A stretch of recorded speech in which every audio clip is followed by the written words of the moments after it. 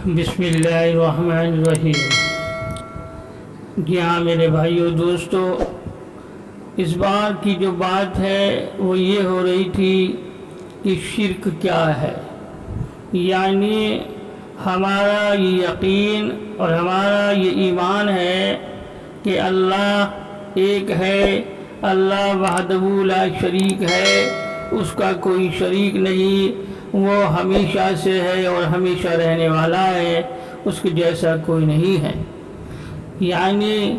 جتنی بھی چیزیں ہیں جو انسان دیکھتا ہے، یہ پیڑ اور پودے، انسان اور جنات اور یہ دریا اور یہ تمام چیزیں، یہ سب اللہ نے بنائی ہیں اور ان سب کا بنانے والا اللہ ہے، اور تمام چیزوں کا زندگی اور موت اور بیماری اور صحت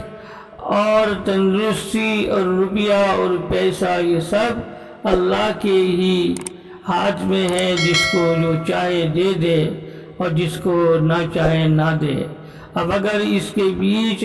ہم کسی کو شریک کرتے ہیں تو اس کو شرک کہا جاتا ہے۔ یعنی اگر ہمارے ذہن میں یہ بات ہے کہ ان پہاڑوں کو، ان دریاؤں کو اور ان سب چیزوں کو اور انسانوں کو اور حیوانوں کو اور پشو پکشی جانوروں کو یہ بنانے میں کوئی اور بھی شریک ہے تو یہ شرک کہا جاتا ہے، اور یہ بہت بڑا گناہ ہے۔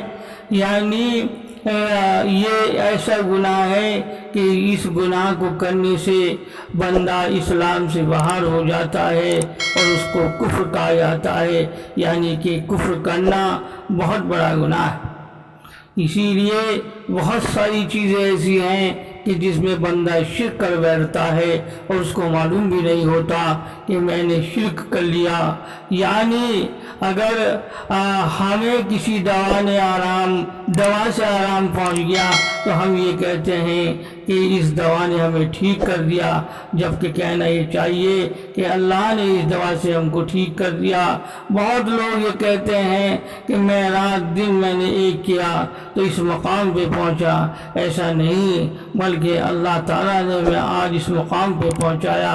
بہت لوگ کہتے ہیں کہ اس ڈاکٹر نے ہم کو ٹھیک کر دیا، بلکہ ڈاکٹر نے ٹھیک نہیں کیا، اللہ کا احسان تھا، تو اللہ نے اس ڈاکٹر کے پاس ہمیں بھیجا اور اس ڈاکٹر کے ذریعے یہ میرا علاج ہوا اور ڈاکٹر کے ذریعے اللہ نے مجھ کو ٹھیک کر دیا، کیونکہ اللہ خود کرنے والے نہیں ہیں، اللہ مسبب اسباب ہیں، اللہ اسباب کا پیدا کرنے والے ہیں۔ اس لیے اللہ تعالیٰ ہم کو ان تمام